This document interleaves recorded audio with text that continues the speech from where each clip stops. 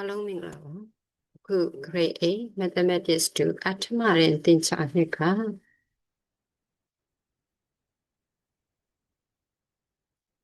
တရိကံများထပ်တူညီခြင်းတရိကံတစ်ခုထပ်တူညီခြင်းဥပဒေသားများကြောင့်ကိုလေ့လာပြီးတဲ့အခါမှာဒီကျင့်ခန်းတွေကနံပါတ်3နဲ့4ကိုဘယ်လိုစဉ်းစားလဲဆိုတာကိုရှင်းပြသွားမှာဖြစ်ပါတယ်ဟုတ်ပါပြီပထမဆုံးစာမျက်နှာ9နံပါတ်3မှာရှိတဲ့ပုစာလေးဖတ်ကြည့်ရအောင်နံပါတ်3ပေးထားသောပုံတွင်ထောက်ဤကိုရှာပါဒါဆိုရင်တင်ချတွက်တိုင်းမှာ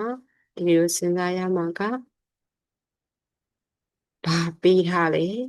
ဘာမေးထားလဲဒါဆိုရင်ဒီစာရပေးထားသောပုံတွင်လို့ပြောရတဲ့ကြောင့်ပေးထားချက်ကဒီပုံလေးဖြစ်တယ်ထောက်ဤကိုရှာပါဆိုတော့ရှာခိုင်းတာကထောက်ဤဒါကြောင့်ပေးထားချက်ဆိုပြီးတော့ဘာပဲဆွဲမလဲကလေးတို့ဒီပုံလေးကိုကူလိုက်မှာဖြစ်တယ်နောက်တစ်ခုကရှာရင်ရှာပါလို့ပြောတဲ့အတွက်ကြောင့်ရှာရင်ကဘာကိုရှာခိုင်းလဲထောက်ဤဒါဆိုထောက်ဤကိုရှာအဲဆိုပုံမှန်ကြည့်လိုက်ရအောင်ထောက်ဤလို့ပြောတဲ့အတွက်ကြောင့်ဒီပုံထဲမှာ trigger ပြီးတွေ့မှာဖြစ်တဲ့ကြောင့်ဖြည့်ရှင်းချက်အနေနဲ့ဟောဒီမှာ trigger ACE နဲ့ trigger DCB ဆိုတဲ့ trigger နှစ်ခုရှိတယ်ဒါကြောင့်မို့ trigger ACE နဲ့ trigger DCB တို့တွင်ဆိုတော့ဒီ trigger နှစ်ခုရဲ့နာမည်ကိုခေါ်လိုက်တာဖြစ်တယ်ဒါဆိုရင် trigger နှစ်ခုထပ်တူညီမှသာလေဒီထောက် E ကိုရှာလို့ရမှာဖြစ်တဲ့အတွက်ကြောင့်မို့ trigger နှစ်ခုထပ်တူညီအောင်ပြမယ်ဒီမှာ AC ညီမျှရင် DC ဘာဖြစ်လို့လဲ AC ကလည်း 3.1 DC ကလည်း3.1ဒါကြောင့်မို့ဒီမှာဘာရေးလဲ3.1ပေးထားချက်ကိုရေးတယ်ဒါကတော့3.1ဆိုတာကပေးရစားမလို့ဒါကပေးထားချက်ပေါ်မှာမူတည်ပြီးတော့ရေးတယ်ဆိုတော့သိလို့ဖြစ်တယ်နောက်တစ်ခုဘာပေးထားသေးလဲဒီမှာ 4.8 ACE မှာ EC ဆိုတဲ့အနာနဲ့ BC ဒီမှာ CB ဆိုတဲ့အနာဖြစ်တယ်ဒါကြောင့်ဘာရေးမလဲ CE ညီမျှခြင်း CB CE ညီမျှခြင်း CB ပုံထဲမှာလဲ CE ညီမျှခြင်း CB လောက်ပေးတာလဲ 4.8ပေးတာလဲဆိုတော့ညီသွားတယ်ဟုတ်ပြီဒါဆိုရင် trigger နှစ်ခုကထပ်တူဖို့အတွက်ကအချက်3ချက်ပြရမယ်ဆိုတော့ဒီမှာအနာ AC နဲ့ CB ကအနာပြတဲ့ဒါလည်းအနာပြတယ်နောက်တစ်ချက်ကိုကြည့်အောင်ဒီပုံမှာကြည့်မယ်ဟုတ်တာပေါ့ဒီပုံမှာထောက် C ညီမျှရင်ထောက် C ဆိုလိုချင်တာကဟောဒီ ECA မှာလည်းထောက် C ဆိုတာပါတယ် DCB မှာလည်းထောက် C ဆိုတာဒီထောက်နှစ်ခုကညီတယ်တဲ့ဘာကြောင့်ညီမှာဟုတ်တာပေါ့ထိတ်ဆိုင်တောက်ဖြစ်လို့ဒါဆိုရင်အချက်3ချက်နဲ့ပြည့်စုံသွားပြီဆိုဒီထောက်နှစ်ခုကဘာဖြစ်သွားပြီလဲထပ်တူညီသွားပြီ ACE ထပ်တူညီမျှရင် trigger DCB ဘာဥပဒေသားနဲ့လဲနာဌာနထပ်တူညီခြင်းဥပဒေသားဟုတ်ပြီတကယ်ရှာမှာဥပဒေသားtriggerနှစ်ခုထပ်တူညီသွားပြီဆိုထောက် E ကိုရှာကြည့်ရအောင်ဟုတ်ပြီပုံမှန်ကြည့်လိုက်ရအောင်ထောက် E ညီမျှခြင်းထောက် B ဒါဆိုရင်ဒီမှာ E ကလည်းနောက်ဆုံးမှရှိတယ် B ကလည်းနောက်ဆုံးမှရှိတယ်ဒါဆိုရင်အဲ့လိုမျိုးကိုဘာထောက်လို့ခေါ်တာလဲဒီလိုဟုတ်တာပေါ့လိုက်ဖက်တာလို့ခေါ်ဒါဆိုရင်ထောက် E ညီမျှခြင်းထောက် B ဖြစ်သွားပြီဆိုတဲ့အတွက်ကြောင့်ဒီမှာထောက် B ကိုရှာဖို့လိုလာတယ်ဒါဆိုရင်ဒီထောက် B ဆိုတာဘယ် trigger မှာရှိတာလဲ trigger DCB တွင်ဘယ်ထောက်လဲထောက် C ရဲ့ထောက် B ရဲ့ထောက် D ရဲ့ပေါင်းရင်ဘယ်လောက်လဲထောက် C ထောက် B ထောက် D ပေါင်းထောက် C ရဲ့ထောက် B ရဲ့ထောက် D ရဲ့ဒီသုံးခုပေါင်းလို့ရှိရင်ဘယ်လောက်ဖြစ်မှာလဲဟုတ်တာပေါ့180ဒီဒါဆိုရင်အစားသွင်းလိုက်ရအောင်ဒါဘာကြောင့်ညီတာလဲ trigger တစ်ခုအတွင်းထောက်များပေါင်းလိုက်ဖြစ်လို့ဒါဖြစ်ဆိုထောက် C ကဘယ်လောက်ပေးတာလဲ53ပေးတာလေထောက် B ကမသိဘူးထောက် D က86ဒါဆိုရင်ပေါင်းလိုက်မယ်ဆိုရင်ဘယ်လောက်ရလဲထောက် B ညီမျှခြင်း41ဒီဂရီဖြစ်တယ်တကယ်ရှာခိုင်းတာဘာကိုရှာခိုင်းတာလဲထောက် E ဒီမှာပေးထားချက်ရထောက် E နဲ့ထောက် B နဲ့ညီတယ်လို့ပေးထားတယ်ထောက် E ညီမျှခြင်းထောက် B လို့ပြောထားတဲ့ကြောင့်မို့ထောက် B ညီမျှခြင်းလည်းဘယ်လောက်လဲ41ဒီဂရီရမှာဖြစ်ပါတယ်ဟုတ်ပါပြီဒါဆိုလို့ရှိရင်ဒီပုံစံနဲ့ပတ်သက်ပြီးတော့ပြေလို့နားလည်နေလို့ဒီစားဒီအဆိုနောက်တစ်ပုဒ်သွားကြရအောင်ဆယ်မနာ9မှာပဲနံပါတ်3အလုံးပုစလေးဖတ်ကြရအောင်ဟုတ်ပါပြီပေးထားသောပုံတွင် P ကျူညီမျှခြင်း RS OP ညီမျှခြင်း TS QR ညီမျှခြင်း QT OR ညီမျှခြင်း QT ဖြစ်သည် trigon OPR ထပ်တူညီမျှခြင်း trigon TS2 ဖြစ်ကြောင်းပြပါဒါဆိုရင်ပေးထားချက်ပါရှိလေမေးထားချက်ပါရှိဒါကိုပေးထားသောပုံရင်းလို့ပြောတဲ့အတွက်ကြောင့်မို့ပေးထားချက်မှာ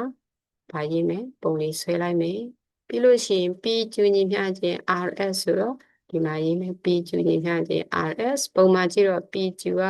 ဒီမှာရှိတယ် RS ဆိုတာကဒီအနားလေးဖြစ်တယ်ဒါဆိုရင်ဒီမှာသတိထားရမှာက P ကျူလို့ပြောတာဒီကနေဒီအထိပဲဖြစ်တယ် RS လို့ပြောတာကဒီကနေဒီအထိပဲဖြစ်တယ်အဲ့ဒီနှစ်ခုကတူကြတယ်ဟုတ်ပြီ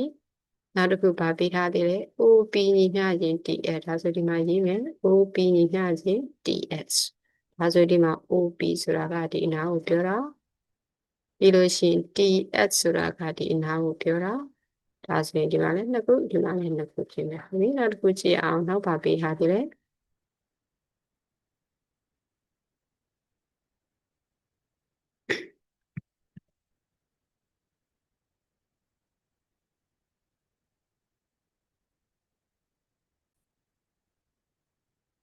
နောက်တစ်ခုပေးထားတာဗာလဲ OR ညီမျှခြင်း 2D ဆိုတဲ့အတွက်ကြောင့်ဒီမှာရေးမယ် OR ညီမျှခြင်း 2D ဒါဆိုဒီပုံမှာ OR ကဒါကိုပြောတာဖြစ်တယ် 2D ဆိုတာကဒီနာကိုပြောတာဖြစ်တယ်ဒါဆိုရင်ဒါပေးထားချက်ပြီးသွားပြီဒါဆိုရင်ဘာဖြစ်ကြောင်းပြခိုင်းတာလဲ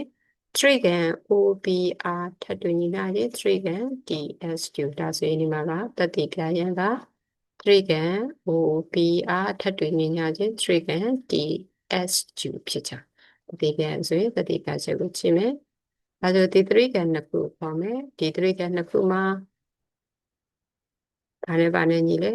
OP နဲ့ TS နဲ့ညီတယ် OP ညီမျှခြင်း TS ဘာကြောင့်လဲဒီနေရာမှာပေးထားတယ်ဒါကြောင့်ဒီမှာပေးထားချက်ရေးတယ်နောက်တစ်ခုဘာပေးထားသေးလဲ QR ညီမျှခြင်း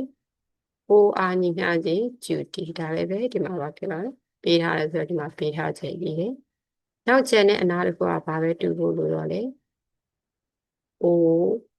sorry ဒီမှာ PR ဆိုတဲ့အနာဖြစ်မယ်ဒီမှာဆိုလို့ရှိရင် OP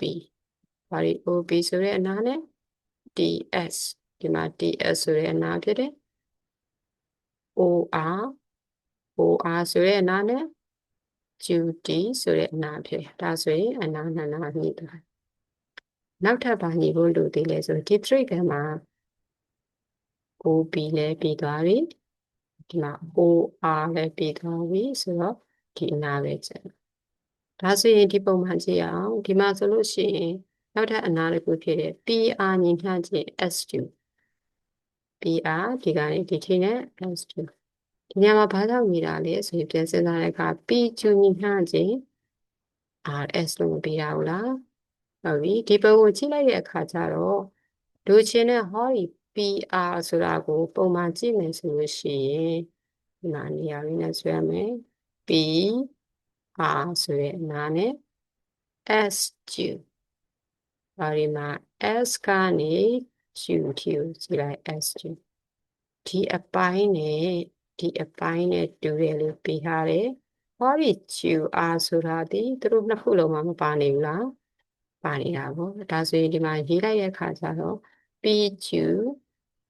Q အပေါင်း QR RS မှာလည်းဘာလို့လဲ QR ပေါင်းလိုက်ဒါကိုကြည့်လိုက်တဲ့အခါကျတော့ PQ နဲ့ QR နဲ့ပေါင်းမယ်ဆိုရင် PR ဖြစ်တယ်ဒါဆိုပုံမှန်ကြည့်မယ်ဟောဒီမှာ PQ နဲ့ QR နဲ့ပေါင်းလိုက်တော့ဟောဒီ PR ဆိုတဲ့အဖြေကြီးမဖြစ်လာဘူးလားအဲ့လိုပဲ RS နဲ့ဟောဒီ RS နဲ့ QR နဲ့ပေါင်းလိုက်တော့လည်းဘာဖြစ်သွားလဲ S2 သို့မဟုတ် QS ဖြစ်သွားတယ်ဟုတ်ပြီဒီကိန်းနားလည်းဒီလိုယူဆရနော်ဒါကြောင့်မို့ဒီမှာ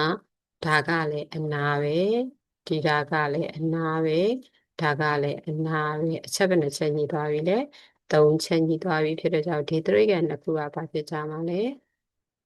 ဒါကြောင့် trigon ACE ထပ်တူညီမျှခြင်း trigon DCP ဒီမှာအနာဖြစ်တဲ့ကြောင့်ဥပဒေသားဘာဥပဒေသားလဲနာဌာန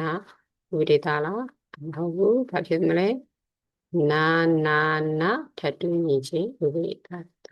ဟုတ်ပြီဒါဆိုလို့ရှိရင်ဒီမှာရေးရမှာက